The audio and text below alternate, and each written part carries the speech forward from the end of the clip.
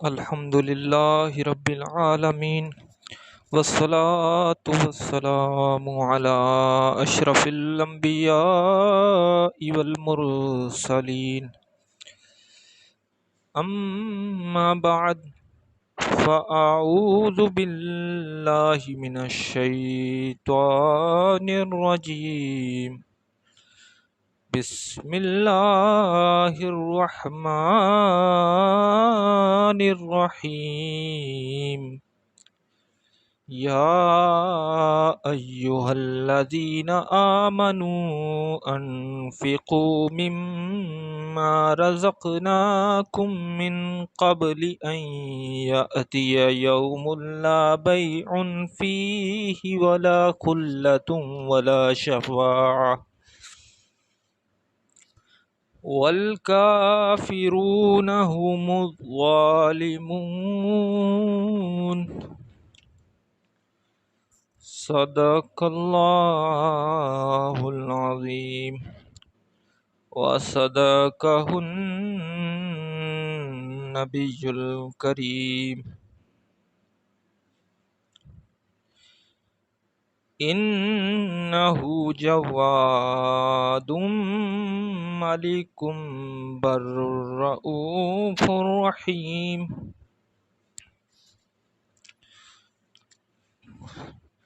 بندائے پروردگارم امت احمد نبی، دوست دار چار یارم تابع اولاد علی. مذہب حنفیہ دارم ملت حضرت خلیل.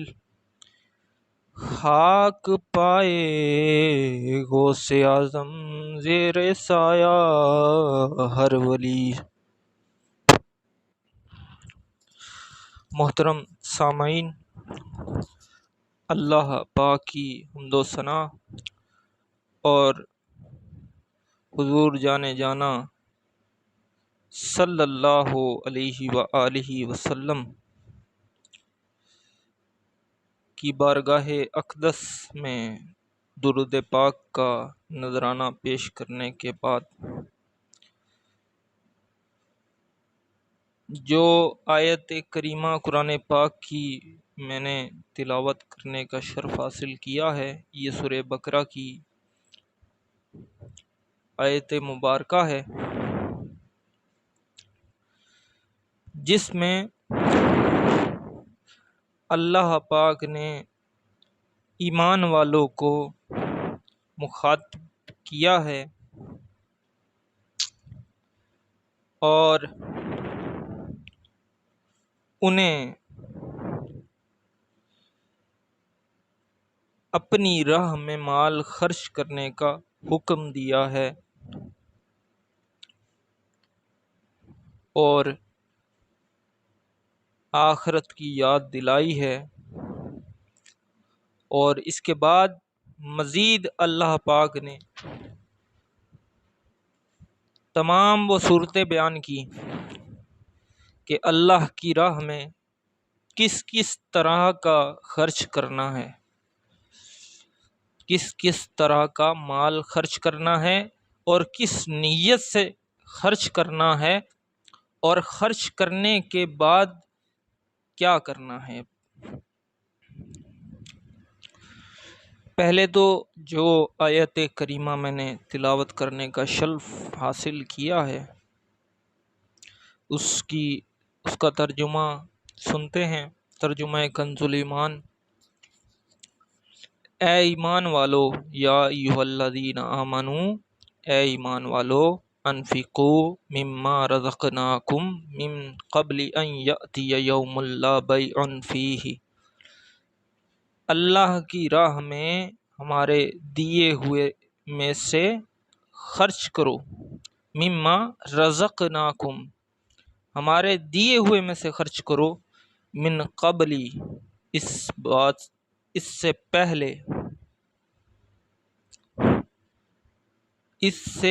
پہلے ہمارے دیے ہوئے رزق میں سے ہماری راہ میں خرچ کرو۔ کہ وہ دن آنے سے پہلے کہ جس میں نہ خرید و فروخت ہے، ولا خلۃ ولا شفاعہ، نہ کافروں کے لیے دوستی، نہ شفاعت، نہ سفارش، والکافرون هم الظالمون، کافر خود ہی ظالم ہیں۔ اللہ پاک نے اس آیت کریمہ میں ایمان والوں کو اپنی راہ میں اپنا مال خرچ کرنے کا حکم دیا ہے۔ کون سا مال؟ جو اللہ نے عطا کیا ہے، وہ رزق، اس میں سے اللہ کی راہ میں خرچ کرنے کا حکم دیا ہے، اور ساتھ ہی فرمایا ہے کہ خرچ کب تک کرنا ہے؟ کہ اس دن کے آنے سے پہلے پہلے تک، کہ جس میں نہ کوئی خرید و فروخت کام آئے گی، نہ کافروں کی کوئی دوستی کام آئے گی، نہ کسی کی کوئی سفارش کام آئے گی، اور وہ ہے آخرت کا دن۔ اب چاہے اب زندگی کا اختتام ہو یا قیامت والا دن، دونوں ہی اس سے مراد ہیں۔ کہ قیامت کے دن کے آنے سے پہلے پہلے راہ خدا میں اللہ تعالیٰ کا دیا ہوا مال خرچ کر لو۔ قیامت کا دن بڑی ہیبت والا ہے۔ اس دن مال کسی کو بھی فائدہ نہ دے گا، دنیاوی دوستیاں بھی بیکار ہوں گی، بلکہ باپ بیٹے بھی ایک دوسرے سے جان چھڑا رہے ہوں گے۔ صرف اذن الہی سے اللہ کے مقبول بندے شفاعت کریں گے۔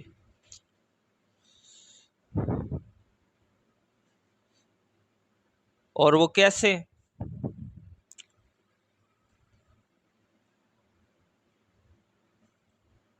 اور مال کا فائدہ اسی صورت میں آخرت میں ہوگا کہ جب دنیا میں آپ نے اپنا مال نیک کاموں میں خرچ کیا ہو، اور دوستی اس بندے کی کام آئے گی کہ جو نیک لوگ ہیں۔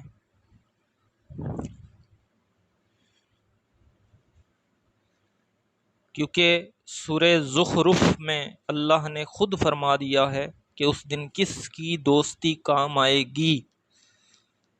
حالانکہ وہاں کوئی دوستیاں جو ہے وہ سب بیکار ہو جائیں گی، کچھ کام نہیں آئے گا، لیکن اللہ نے بتا دیا کہ کس کی دوستی کام آئے گی۔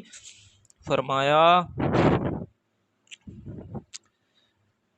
الاخلاء یومئذ بعضهم لبعض عدو الا المتقین۔ ترجمہ کنز ایمان: پرہیزگاروں کے علاوہ اس دن گہرے دوست ایک دوسرے کے دشمن ہو جائیں گے۔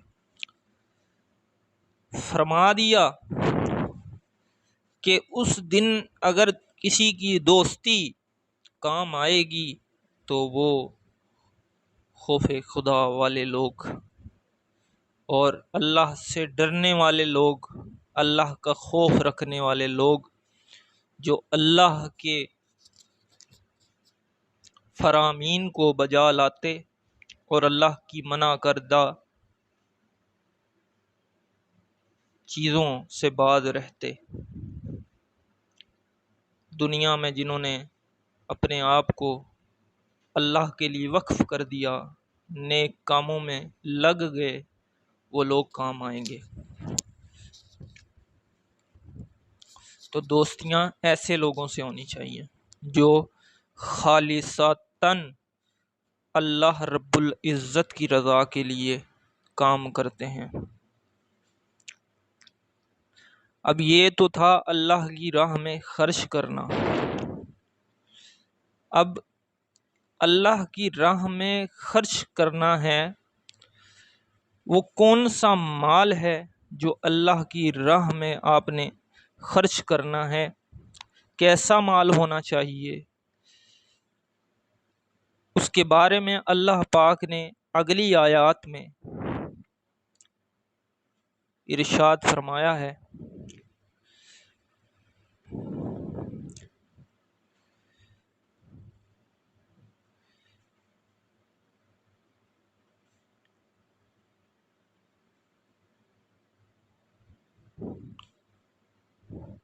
فرمایا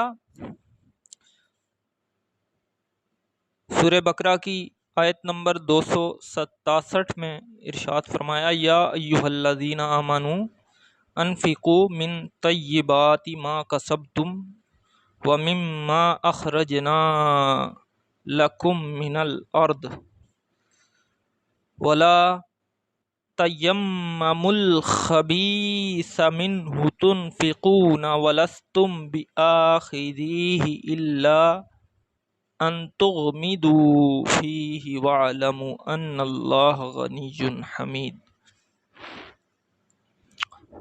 فرمایا ایمان والو، اپنی پاک کمائیوں میں سے کچھ دو، اور اس میں سے جو ہم نے تمہارے لیے زمین سے نکالا، اور خاص ناقص کا ارادہ نہ کرو،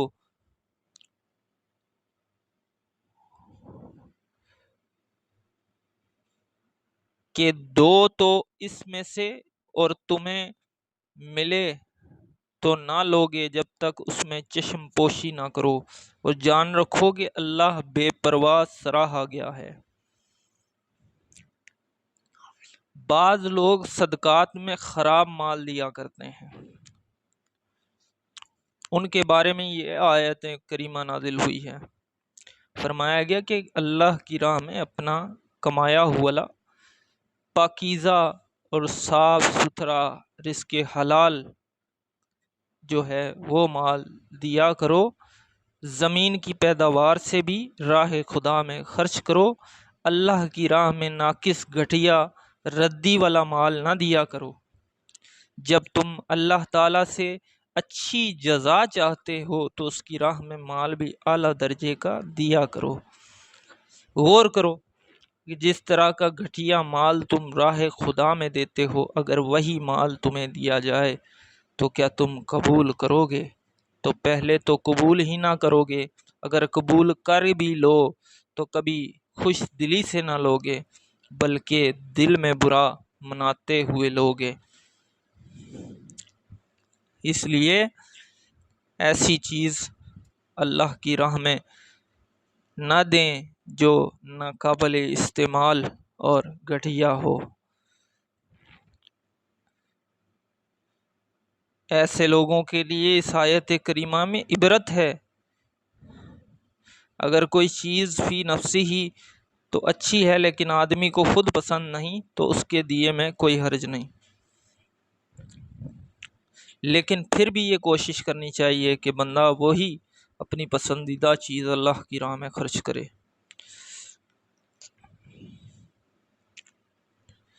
اور اپنے جو حلال رزق ہیں اس میں سے خرچ کرے، اور پھر جب حلال رزق میں سے خرچ کر دیا تو اس کے بعد کیا کرنا ہے؟ اللہ پاک نے سورہ بقرہ کی آیت نمبر 264 میں ایمان والوں سے خطاب فرماتے ہوئے فرمایا کہ جب ہمارے دیے ہوئے میں سے تم خرچ کر لو، اور کون سا دیا ہوا؟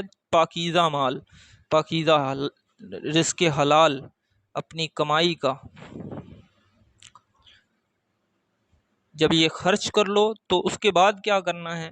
یا ایھا الذین آمنوا لا تبطلوا صدقاتکم بالمن والآذی، ہے ایمان والو اپنے صدقے باطل نہ کرو، احسان رکھ کر اور ایذا دے کر، اس کی طرح جو اپنا مال لوگوں کے دکھاوے کے لیے خرچ کرے اور قیامت پر ایمان نہ لائے تو اس کی کہاوت ایسی ہے جیسے ایک چٹان کہ اس پر مٹی ہے، اب اس پر زور کا پانی پڑا، جس نے اسے نرا پتھر کر چھوڑا۔ اپنی کمائی سے کسی چیز پر قابو نہ پائیں گے اور اللہ کافروں کو راہ نہیں دیتا۔ اب یہ ارشاد باری تعالیٰ ہے کہ ایمان والو، جس پر خرچ کرو اس پر احسان جتلا کر اور اسے تکلیف پہنچا کر اپنے صدقات کا ثواب برباد نہ کیا کرو، کیونکہ جس طرح منافق آدمی لوگوں کو دکھانے کے لیے اور اپنی واہ واہ کروانے کے لیے، اپنی جو ہے وہ شہرت کے لیے، حب جاہ کے لیے، اور سیلفیاں بنا کے اور لوگوں میں مشہور ہونے کے لیے اور لوگوں کو دکھانے کے لیے کہ میں جو ہے وہ غریبوں کا کتنا ہمدرد ہوں، حالانکہ اللہ کے لیے دے رہے ہیں، اللہ کی راہ میں دے رہے ہیں تو راضی بھی اللہ ہی کو کرنا ہے اور دکھانا بھی اللہ ہی کو ہے۔ اس سے سروکار ہونا چاہیے، اس کے علاوہ مخلوق سے کوئی سروکار نہیں ہونا چاہیے۔ اپنی واہ واہ کروانے کے لیے مال خرچ کرتا ہے لیکن اس کا ثواب برباد ہو جاتا ہے۔ اسی طرح فقیر پر احسان جتلانے والے اور اسے تکلیف دینے والے کا ثواب بھی ضائع ہو جاتا ہے۔ اور اس کی مثال اللہ پاک نے بیان فرما دی کہ اس کو یوں سمجھو کہ جیسے ایک چکنا پتھر ہو جس پر مٹی پڑی ہوئی ہو، اگر اس پر زوردار بارش ہو جائے تو پتھر بالکل صاف ہو جاتا ہے اور اس پر مٹی کا نام و نشان بھی باقی نہیں رہتا۔ یہی حال منافق کے عمل کا ہے کہ دیکھنے والوں کو معلوم ہوتا کہ عمل ہے اور روز قیامت وہ تمام عمل باطل ہوں گے، یعنی اس بارش کا اسے کوئی فائدہ نہیں ہوا، کیونکہ وہ رضائے الہی کے لیے نہ تھے۔ اور یوں کہہ لیں کہ منافق کا دل گویا پتھر کی چٹان ہے، اس کی عبادات خصوصاً صدقات، ریا کی خیرات گویا وہ گرد و غبار ہے جو چٹان پر پڑ گئی، جن میں بیج کی کاشت نہیں ہو سکتی۔ اللہ تعالیٰ سب کو رد فرما دینا گویا وہ پانی ہے جو سب مٹی بہا کر لے گیا اور پتھر کو ویسا ہی کر گیا۔ تو پتہ یہ چلا کہ اگر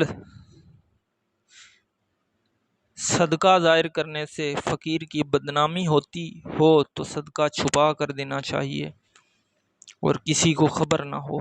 لہٰذا اگر کسی سفید پوش یا معزز آدمی یا عالم یا شیخ کو کچھ دیا جائے تو چھپا کر دیا جائے، اس کی عزت نفس کا خیال کیا جائے، اور جب دے بیٹھیں تو بار بار اسے جتلایا نہ جائے۔ بعض بزرگ فرماتے ہیں اگر کسی کو علم دین سکھایا ہو تو اس کی جزا کی بھی بندے سے امید نہ رکھے اور نہ اسے طعنہ دے، کیونکہ یہ بھی علمی صدقہ ہے۔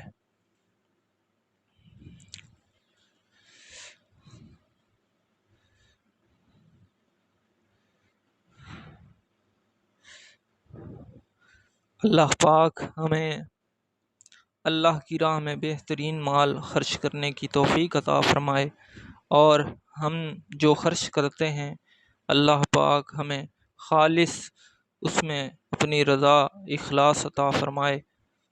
آمین بجاہ النبی الامین صلی اللہ تعالی علیہ وآلہ وسلم۔